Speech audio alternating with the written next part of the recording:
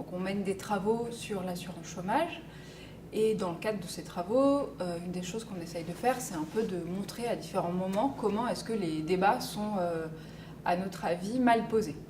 Et un débat qui nous semble mal posé, c'est le débat qui a eu lieu récemment au moment de la loi sur l'universalisation de l'assurance chômage, où on nous disait qu'il faut que l'assurance chômage devienne universelle, et pour ça, il faut couvrir notamment les indépendants.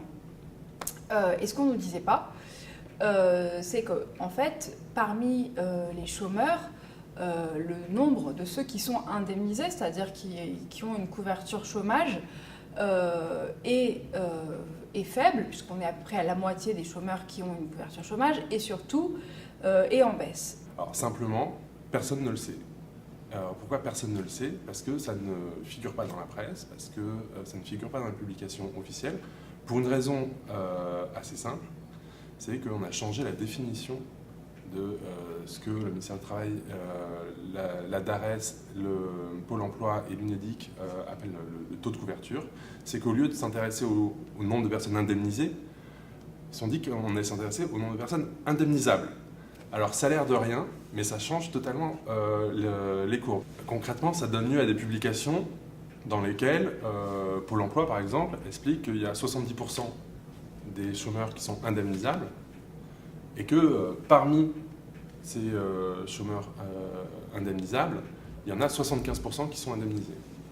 Et si vous réfléchissez bien à ce que je viens de dire, c'est un peu comme si un élève disait à ses parents voilà, j'ai contrôle de maths, j'ai répondu à 2 tiers des questions et j'ai eu juste sur 75% des questions.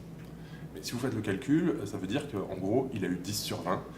Ce qui est quand même pas terrible. Or, c'est ce jeu-là que joue Pôle emploi dans sa communication pour donner des gros chiffres, d'une certaine manière, alors que la réalité la plus crue, c'est que simplement, il y a la moitié des chômeurs qui ne touchent rien. C'est-à-dire qu'aujourd'hui, contrairement à ce qui se passait il y a 20 ans, beaucoup de chômeurs travaillent.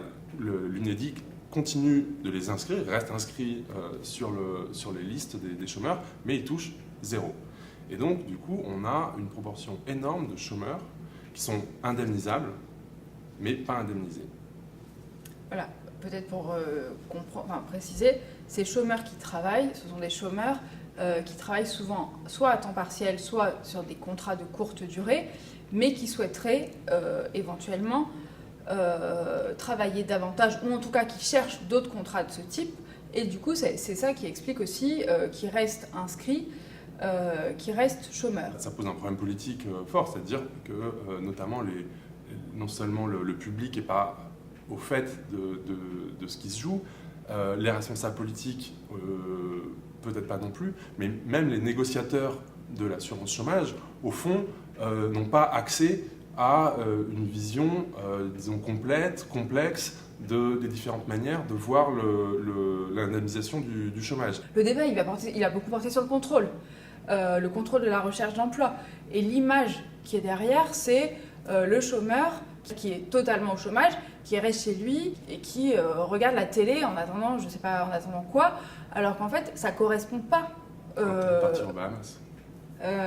Ça correspond pas à la réalité du chômage aujourd'hui. C'est-à-dire qu'il ne peut pas y avoir de débat aussi parce que la description de la réalité du chômage, la réalité de la couverture, elle est pas bonne en fait. Donc la question c'est qu'est-ce qu'on fait comme assurance chômage, comme indemnisation dans ce cas de figure où on a des personnes qui sont dans l'intermittence? En gros, il y a 2 réponses. Il y a la réponse de l'activation, qui est de dire on subventionne et on encourage l'emploi médiocre. On vous félicite, on vous donne un bon point parce que vous avez accepté tel emploi, vous avez un petit bonus d'indemnisation. Donc on est sur la logique d'encourager les chômeurs à prendre de l'emploi à tout prix.